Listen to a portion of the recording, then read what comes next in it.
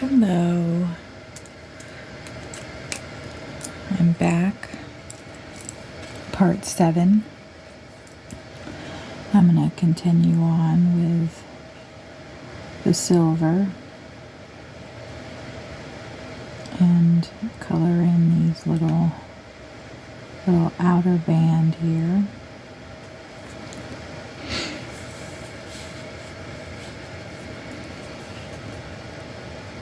For how everyone's doing today. I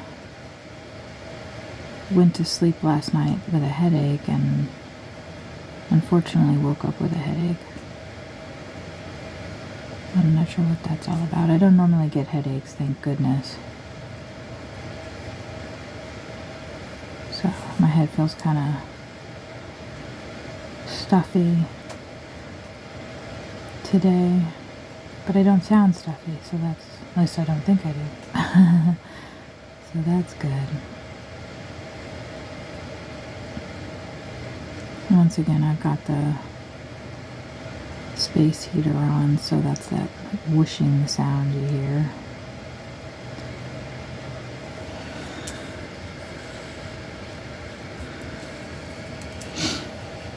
I thought about turning, so I like listening to the news for a little bit, but oh, it's not a bird out there. I don't know what kind of bird that is. But I didn't know about if my video would get flagged for copyright if I had, like the news going on or something. And plus I didn't know if anybody would really want to hear that. Because like I was mentioning before, generally when I'm coloring, I'm listening to something. It's like my unwinding time. And I'm not usually talking. So it's a little bit of an adjustment.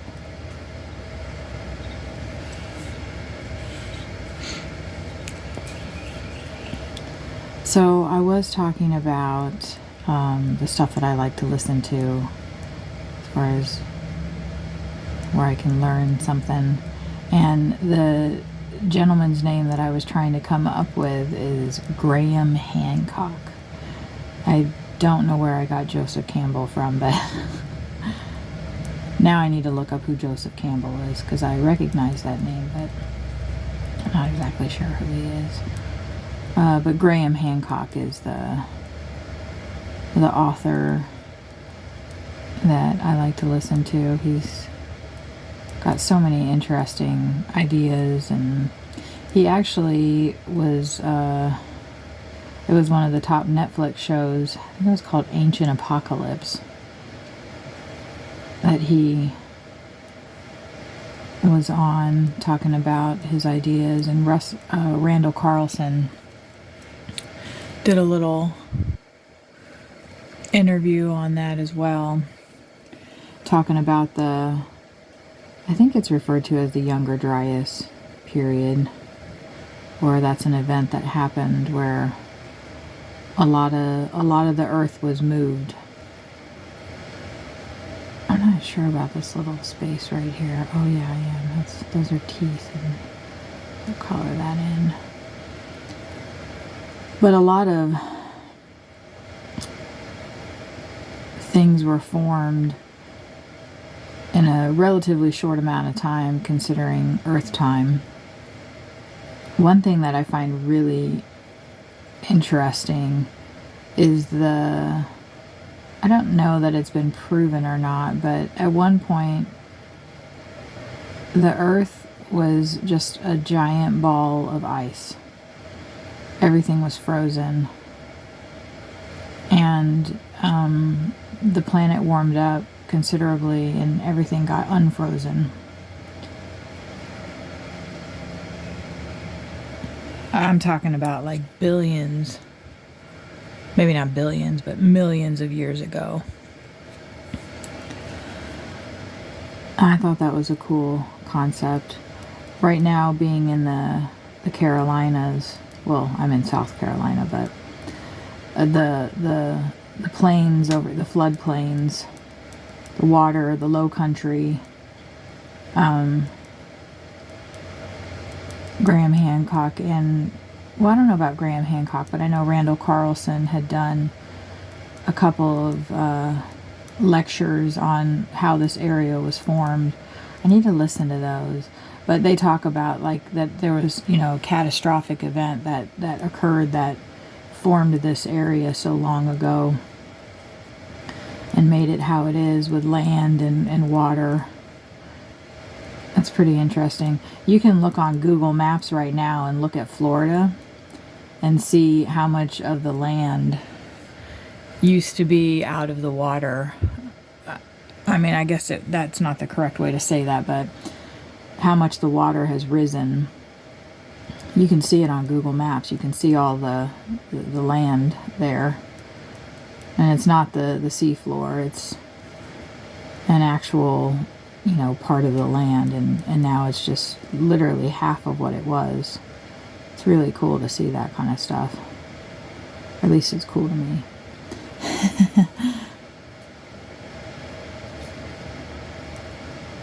How much this planet has experienced. One thing that another thing that I think is really cool, and that kind of actually got me interested in a lot of the geological stuff.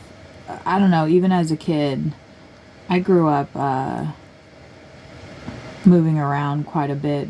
My mom, when I was around 7, married my stepfather, and he was a Marine, and so we moved a fair amount. But I just remember being in the car and looking out the window at everything going by, and I'd always want to stop and at the cliffs where they had carved into the mountains to make the road, and there are these big huge cliffs on the side of the road with all these different stratas of rocks, and it's just like, what does all that mean? Like, one part of it is, like a almost white, and another layer of it is gray, and another layer of it is black or brown, or like, what is all that? What does all that mean? And it's a shame, for me at least, that a lot of stuff that is geological has like really hard terms. Like, I don't know, it's just like it's its own little it's its own language of figuring out like igneous rock, which I think is rock that has been formed over time. I could be really wrong about that, I don't know. And then sedimentary, which I think means that it's been there for a long time, or maybe that it was deposited by water because sediment layers building up. I'm showing my ignorance here, but I know volcanic rock. I know that is rock that was deposited by a volcano, usually a long time ago. When I lived out in Arizona, there were a couple places I would go to that were just covered with volcanic rock. It was really cool to be around and think about how long ago that had spewed out of the volcanoes around in the area. What it must have been like. But they're really porous. They've got holes in them, and they seem like they could crumble, but they don't. And I know that they're really sharp if you walk on them with bare feet. I took a couple models out and did some photo shoots, so that was a complaint, that it was painful. I had one of the models that I worked with quite a bit, that she laid down, and it was very uncomfortable laying down on those rocks. They're really sharp and got lots of pointy parts, but they don't look like that. But The thing that made me, besides just seeing different rocks as we were traveling around the country, the United States, I went to the Grand Canyon. I think I've been there about 5 or 6 times. Never been down on the hike into the canyon, but if you hike down into the Grand Canyon, you can see what's called the Great Unconformity. And what the Great Unconformity is a layer that is, it's like there's no record. Something really major happened, and it's all this layer of rock, sediment, whatever, I don't know, I think it's all around the world. I don't think it's just in the United States. So it's a world, I think it's a worldwide event that happened that just completely, they don't even know. That's what's so cool about it. It's like this huge mystery of like what exactly happened to make this layer. Above the layer, the layers of rocks in the Grand Canyon, I believe they go down 3 million years. So you can physically put eyes on history, which I just think is the coolest thing, if you know what to look for. But the Great Unconformity is seen in several different places, just this black line, and it runs throughout the rocks. It's really cool to see. I went on YouTube and I looked up a bunch of different videos about it. Oh, I can't remember what that one guy was called. He was really cool. I love when geologists are excited and want to talk to people and go out and see these things and record it and talk about it, and they're just so like on fire for the geological stuff that's happened on this planet.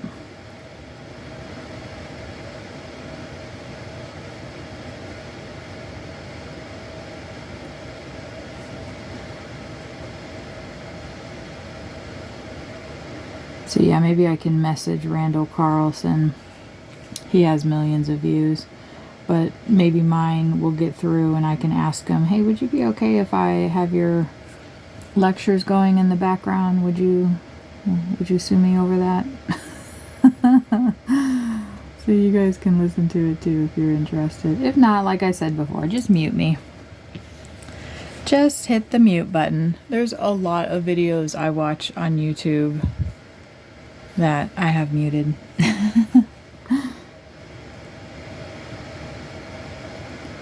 There's Chris Cheng, Cheng. She does coloring videos. She is amazing. Amazing. I don't think she talks in any of her videos.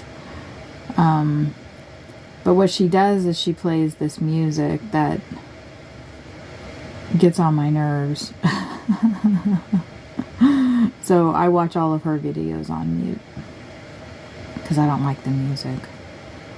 I would prefer for her to talk because she's so talented, but you can just watch somebody color and see what they're doing and be able to kind of replicate it a little bit in your own way.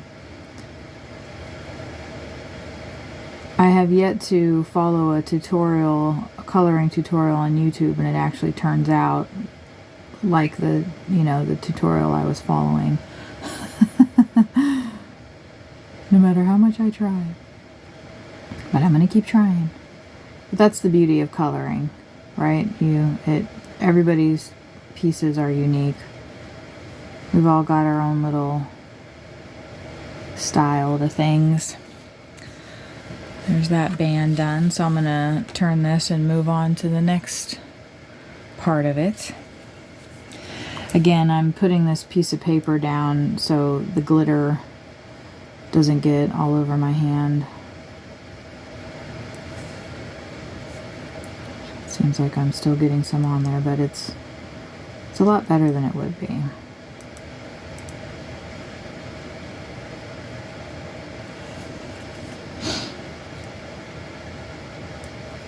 So I'm up to 1,000 subscribers, which is awesome, but I still can't live stream.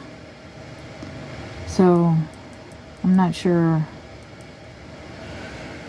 I know it does say on the learn more that sometimes it takes up to 24 hours, so I guess I'll just be patient and check again tomorrow, or my phone seems to have I don't know. Usually when I've started these, I only have like 30 minutes where I can record, but this one it said 42, so that's awesome.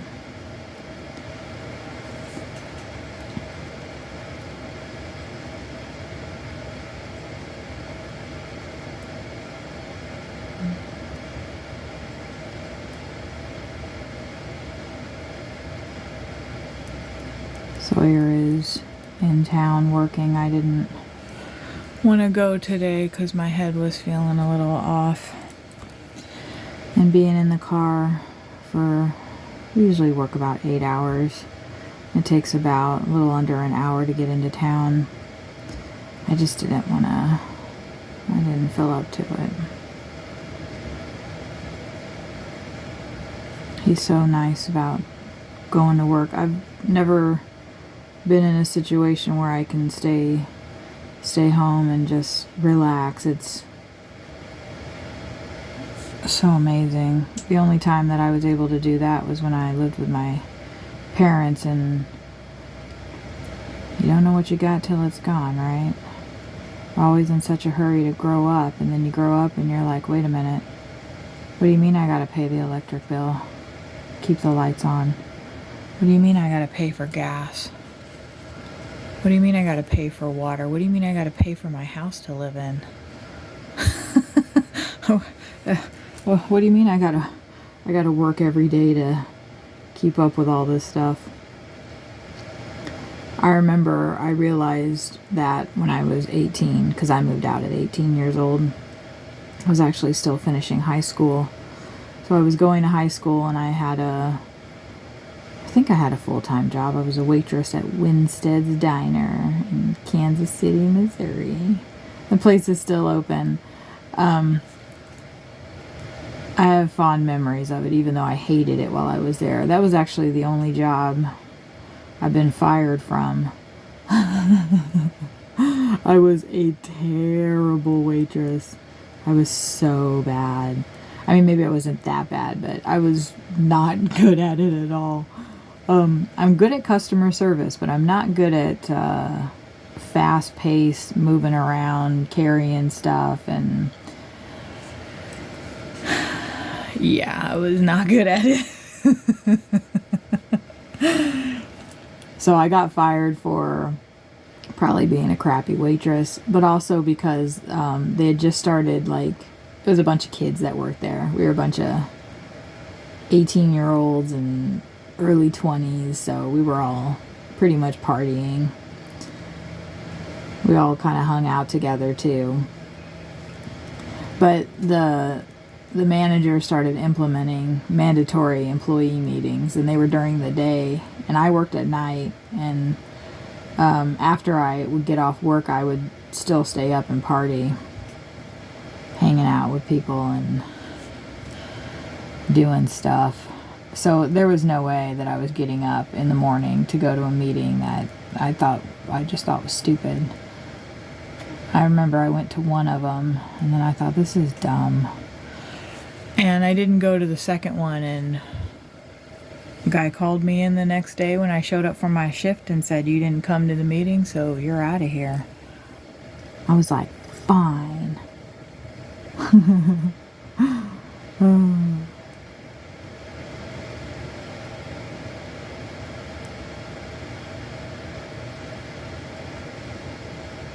Kansas City,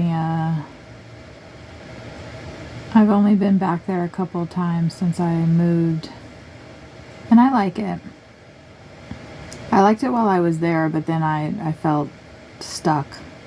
That's how Kansas City felt to me. It just felt like everybody was really comfortable and, they were gonna stay there and live, and that was that. And that's not what I wanted. I wanted to travel, and I really wanted to live in the desert. New Mexico specifically. Unfortunately, I still have not lived in New Mexico. I've been there. Sawyer and I we spent almost a month there trying to find a place. And nothing really panned out, so on to the next thing, right? But what I was saying of my first job at 18 was that waitressing job, and then I had many other after that, and never really could find what I wanted to do. But at that waitressing job, it was a lot of physical work, a lot of cleaning after the shift, which I absolutely hated.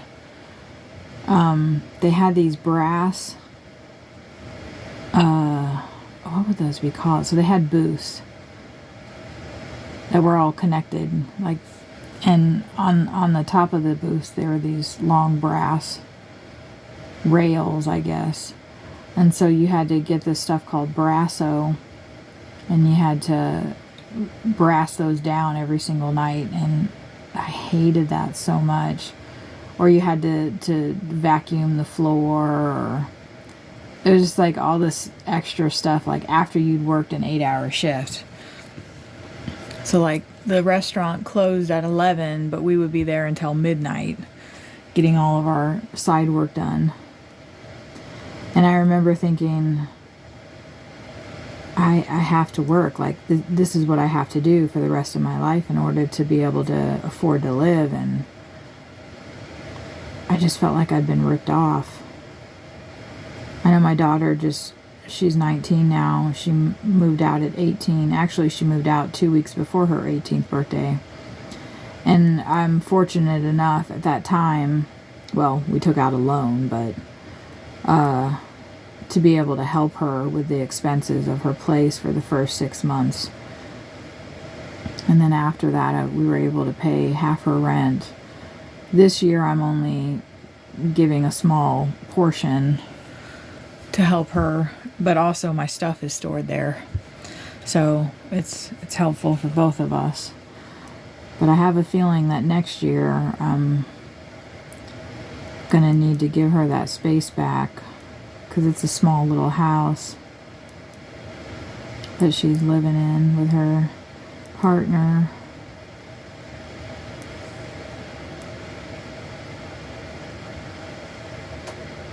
I'm grateful that I've been able to still support her a little bit. I didn't, when I moved out, that was it. My parents didn't help me financially at all,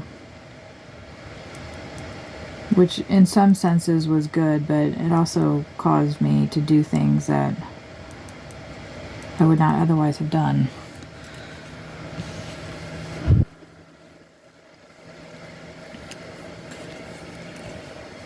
To make money. I didn't do anything illegal or anything like that. But it's, I lived with people and had a job that I would not have ever had if I hadn't had to maintain as much expense as I did, as we all do. I honestly don't know how people do it. I know my daughter works overtime. She's a manager at the restaurant she works at. And I am so grateful that she has a strong work ethic. She seems to enjoy working. She likes the responsibility, I think. I always hated working. I felt like it was taking time away from what I really wanted to be doing.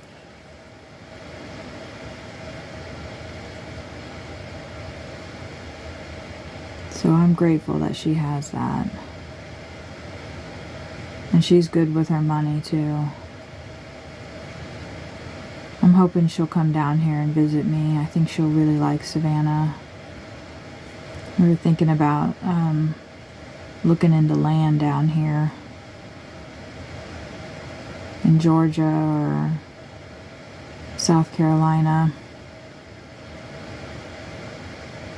to park the RV and have a electric hookup and hopefully a water hookup. So then we are not as strapped to be moving. The campground membership that we can only stay in a park for 21 days, and then we got to move to another one. And unfortunately in this area there isn't another one that we can move to that makes sense economically, so we boondock for the 7 days. We have to stay 7 days out of the park, and that's stressful.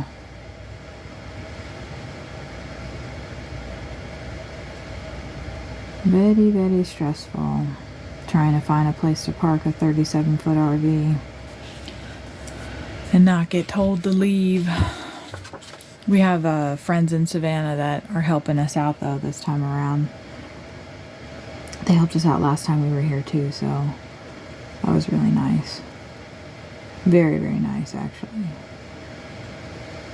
Okay, so that's the silver done. I don't know what I'm gonna do with this outside portion here. Let me zoom out a little. That's the silver done.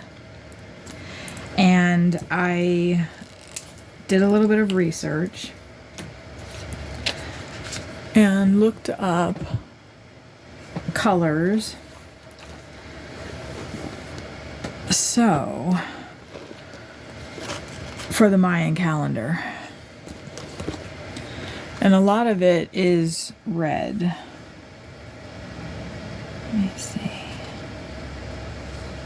I didn't want this whole thing to be glitter. I'm not really seeing a red in here. That's funny.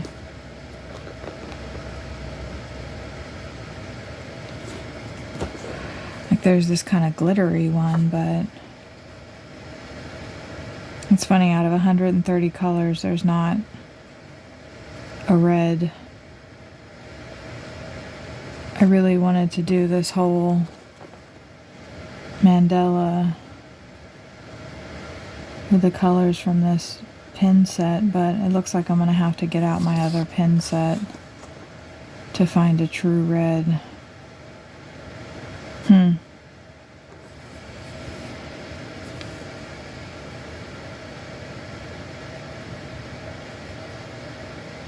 I like this blue metallic color right here.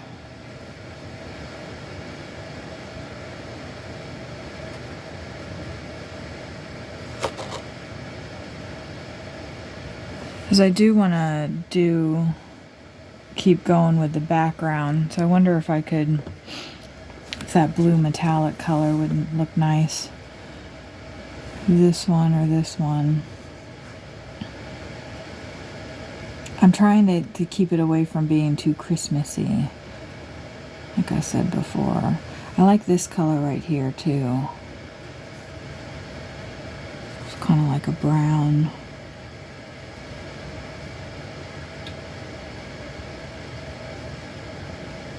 Because whatever I do, these rings and the whole thing has to be in that. I mean, it doesn't have to, but that's how I feel.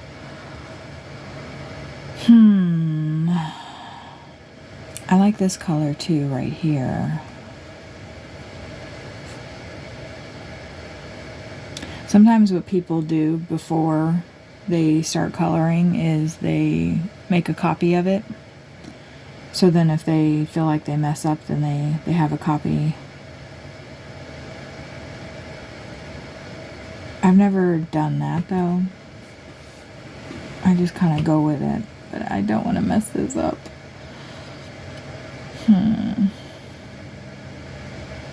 I think I'm going to go with this one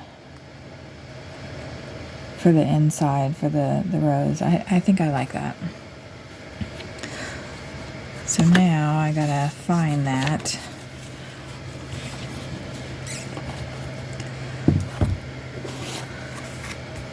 Let's see, row 6. Row 6. I put little tabs in here. Here's row 6. And let me see what I did here. This is from the back. This is the blue. That's that one, I think. I think it's this one. Yeah, that's the one that it is. So this is going to be my next color here. I'm going to confirm that that's the right color. And then I am nearing the end of my video time here. So first I'm going to write down row 6 before I forget. Yeah, that is it. So I'm going to go ahead and that's the next color I'm going to be using. I'm going to go ahead and end this video, and we will start in the next video on the next color, or I'll be doing the circles there. Thank you guys for joining me. I really appreciate it, and we'll see you in the next one.